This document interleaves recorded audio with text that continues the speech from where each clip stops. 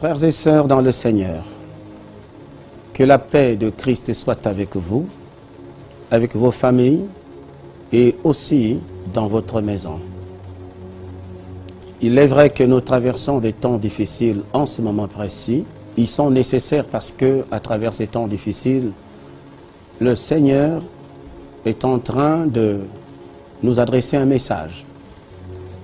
Un message que j'estime que la plupart des serviteurs de Dieu ont commencé certainement à livrer et à donner. Mais je me suis beaucoup plus penché sur la préoccupation de plusieurs chrétiens à l'heure actuelle, c'est-à-dire dans ces temps que nous traversons, dans ces temps difficiles.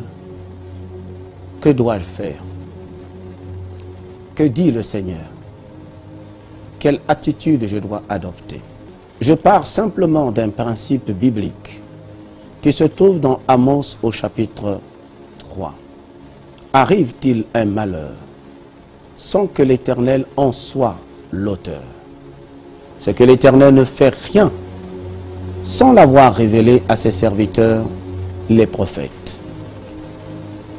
Je ne porte aucun jugement sur celles et ceux qui ont été appelés authentiquement de la part du Seigneur à exercer le ministère prophétique.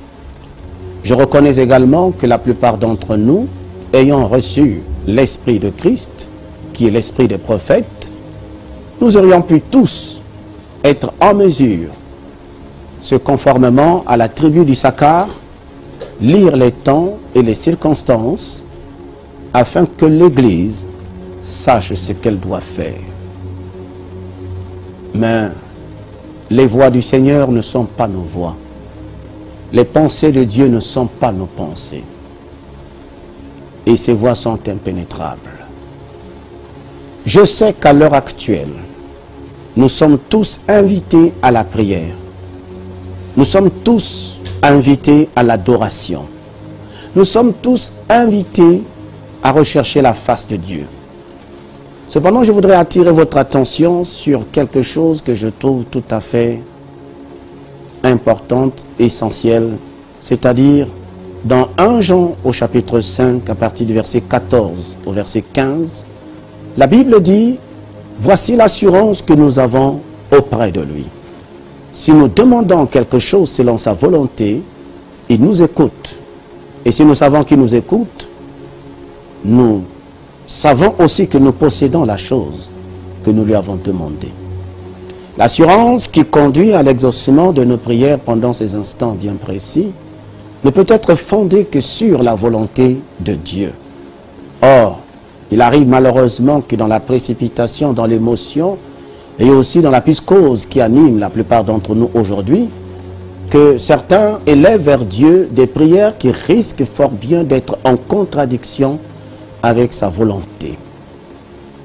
Je prendrai pour cela un exemple tout simple.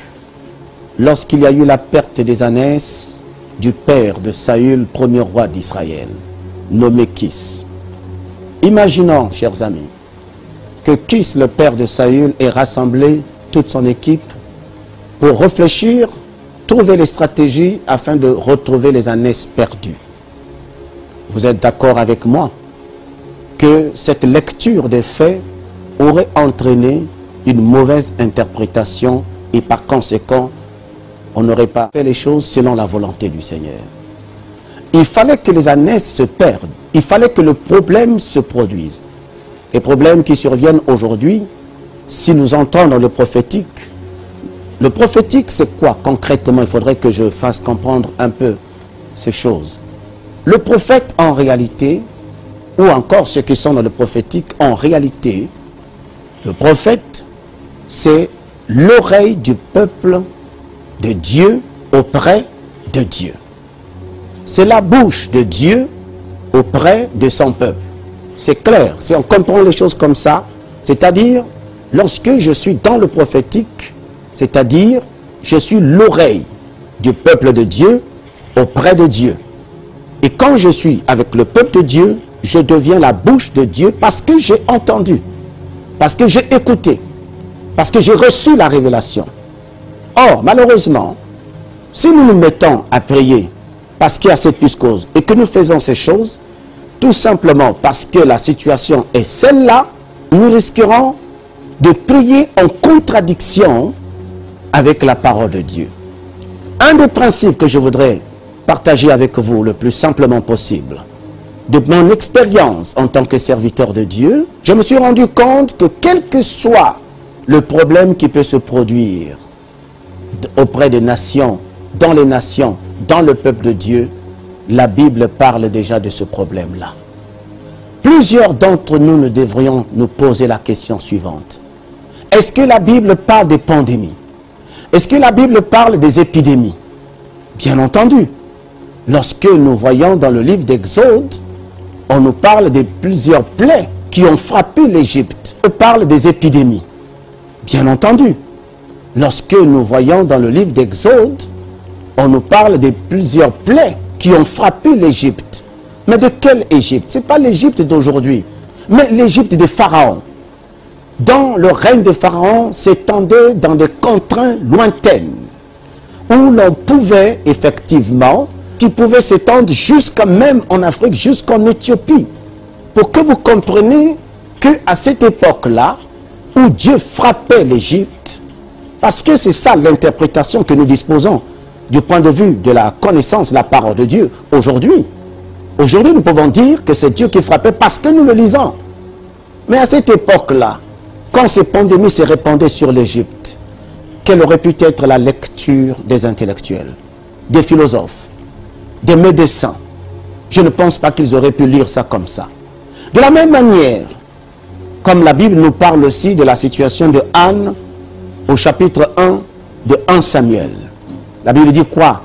Que cette femme était stérile, mais la Bible ajoute que c'est l'Éternel qui l'avait rendue stérile.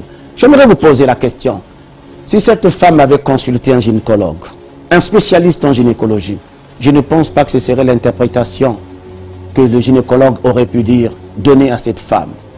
Nous devons savoir que derrière tout ce que nous pouvons voir, tout ce que nous pouvons entendre, il y a la manifestation d'une volonté supérieure à celle de Dieu. La connaissance que nous disposons aujourd'hui, c'est qu'au-delà des pandémies qui ont frappé l'Égypte, Dieu a pris soin d'avertir son peuple par Moïse. C'est exactement là que je voudrais que vous compreniez. Que nos prières puissent entrer dans le prophétique. Que nos prières puissent entrer dans les profondeurs des entrailles du cœur de Dieu. Pour que nous ayons la lecture prophétique et spirituelle qui correspond au temps que nous traversons aujourd'hui, afin de pouvoir développer une attitude de foi et de confiance. Confiance envers celui qui est le maître des temps et des circonstances et qui les dispose au gré de sa volonté. Qu'a-t-il dit à Moïse pour son peuple? Il dit, moi je frapperai l'Égypte afin de faire éclater ma gloire. Qui de nous ne sait pas? Peut-être que ce qui se passe aujourd'hui vise essentiellement à manifester la gloire de Dieu, à témoigner la puissance de Dieu. Nous entendons ça et là, peut-être pas comme il se doit. Des chrétiens qui ont été frappés par cette épidémie, mais qui ont été guéris. La médecine soigne, mais c'est Dieu qui guérit.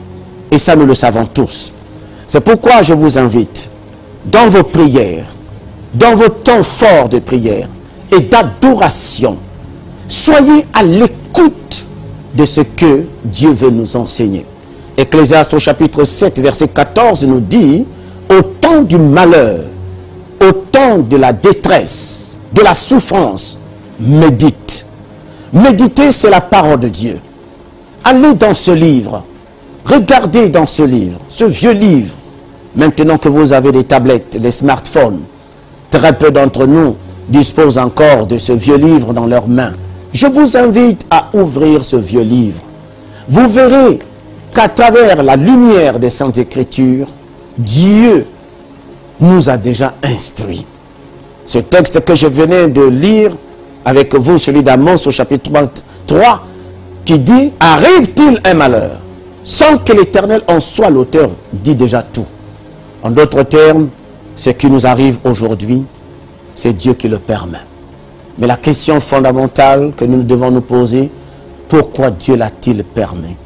Je répondrai à cette question dans notre prochaine émission, où je vous inviterai tous à suivre attentivement, parce que je vais vous révéler à la lumière de la parole de Dieu de façon eschatologique ce que nous sommes en train de traverser aujourd'hui. Même le Seigneur Jésus-Christ dans les évangiles, parlant des signes de la fin des temps, fait référence à des épidémies, à des pandémies. Donc l'Église ne peut pas être surpris par ce qui arrive aujourd'hui. Au contraire, j'entends la plupart d'entre nous, à travers les médias, même certains d'entre vous aussi, vous voyez très bien sur les chaînes de télévision ce message qui dit: pour vous protéger et protéger les autres, restez à la maison. Mais moi je dirais simplement, pour vous protéger et protéger les autres, restez en Christ. Revenez en Christ. Demeurez en Christ. C'est là que se trouve la vraie sécurité. Les mesures barrières sont nécessaires. C'est bon, tout cela, mais c'est Dieu qui garde. Car si l'Éternel me veille, ceux qui veillent, veillent en vain. Si l'Éternel me garde, ceux qui gardent, gardent en vain. C'est une interpellation de Dieu à son peuple. Parce que nous sommes dans la distraction. Nous sommes dans le divertissement. Que ce soit les serviteurs et servants de Dieu et même les chrétiens. Nous tous, nous sommes devenus des chrétiens laodiciens. Actuellement, nous prétendons être riches, mais la Bible dit que tu es pauvre. Nous prétendons être habillés, comme moi je le suis, vous voyez très bien, mais la Bible dit que tu es nu. Nous prétendons voir, comme certains d'entre vous, en ce moment précis, vous avez peut-être vous porter des lunettes, je ne sais pas combien de degrés vous êtes, mais la Bible dit que vous êtes aveugle. Parce que l'Église d'aujourd'hui est enfermée dans l'illusion. Nous nous préoccupons essentiellement de nos temples, de nos ministères, de notre gloire. Nous ne pensons plus au corps de Christ. C'est pourquoi le Seigneur nous envoie un message, afin que nous comprenions que son Église n'a rien à voir avec les bâtiments que nous avons construits. Son Église n'a rien à voir avec le décor, le confort, même le temple le plus luxueux que l'on peut avoir. L'Église de Jésus-Christ n'est pas née dans un temple luxueux. Cette Église est née dans une chambre haute. Transformons nos églises et nos maisons en chambres hautes. Faisons de nos maisons, de nos églises, des chambres hautes dans lesquelles le Saint-Esprit, l'Esprit de gloire, va se manifester. Nos églises aujourd'hui sont conduites, non pas par le Saint-Esprit, mais par des organisations, par les systèmes. C'est ce que nous sommes devenus aujourd'hui. Et voilà que Dieu arrête les églises, arrête les fonctions des cultes. Avec qui tu vas faire encore ton culte? Par le virtuel? Bien évidemment, c'est ce que nous faisons aussi maintenant. Mais nous devons comprendre que le message de Dieu est très profond pour nous aujourd'hui. Son message, à travers cette épidémie, au-delà de ce que cela peut créer sur le plan social, sur le plan économique, sur le plan familial, il s'agit pour Dieu de restaurer beaucoup de choses. N'avez-vous pas compris? Certaines familles qui ne se retrouvaient pas en prière, mais étant confinées, vous êtes dans l'obligation de prier. Comment vous allez passer votre journée si vous ne priez pas ensemble? Vous allez vous ennuyer, vous allez vous épuiser, vous allez vous énerver. Donc vous êtes dans l'obligation de passer des temps d'adoration. Combien parmi nous, dans ce monde où tout est devenu instantané, le café instantané, le lait, le thé instantané, tout est dans l'instantané. Tout est maintenant dans la répétition des choses. Maintenant, Dieu nous invite, cette fois-ci, à prendre suffisamment du temps dans sa présence. Du temps dans l'adoration. Parce qu'il cherche les vrais adorateurs. Ceux qui l'adorent en esprit et en vérité. Maintenant, mon frère, ma soeur, tu as suffisamment de temps, puisque tu travailles à la maison. Puisque tu es là à la maison, ce moment précis. Alors prends le temps dans la prière. C'est un message de Dieu également. La plupart d'entre nous, nous sommes obligés de nous confiner dans nos maisons parce qu'il n'y a plus la possibilité d'aller dans les hôtels, dans les chambres d'hôtel. Il n'y a plus de possibilité, mon ami. Il faut rester à la maison. Il Il faut passer du temps dans l'adoration. Il faut passer du temps dans la prière afin de pouvoir sortir de là avec l'ainsi dit l'Éternel. C'est pourquoi la Bible nous enseigne, ce combat n'est pas le vôtre. Sortez, pas avec des cymbales, avec des cantiques, avec l'adoration. Et Dieu mettra l'embuscade, la confusion au niveau du coronavirus. Le Covid-19 si vous voulez. Voilà, Dieu mettra la confusion et la gloire de Dieu s'éclatera. Nous sommes au temps des lépreux qui ont dit si nous restons ici, nous mourrons. Si nous allons de l'autre côté, nous mourrons. Alors lorsqu'ils se sont mis en mouvement, la gloire de Dieu s'est manifestée. Église soit en mouvement. Serviteurs et servants de Dieu, soyons en mouvement. Mais pas le mouvement selon le monde, mais le mouvement selon la parole de Dieu, le mouvement selon le Saint-Esprit. J'ai foi que le maître des temps et des circonstances les a déjà planifiés pour chacun de nous, afin que nous puissions entrer dans l'espérance et l'avenir. Et notre avenir en lui est meilleur. Si Dieu est pour nous, qui sera contre nous? Dans toutes ces choses qui peuvent nous arriver, nous sommes plus que vainqueurs par le Christ Jésus notre Seigneur qui nous a aimés. Soyez bénis, frères et sœurs, dans le Seigneur. Soyez bénis dans vos maisons. Soyez bénis dans vos familles, où que vous soyez. Que la grâce, la faveur de notre Seigneur Jésus vous accompagne, dès maintenant et à jamais. C'était votre serviteur, votre humble serviteur, le pasteur Bruno Eugène Guéouya du Congo-Brazzaville.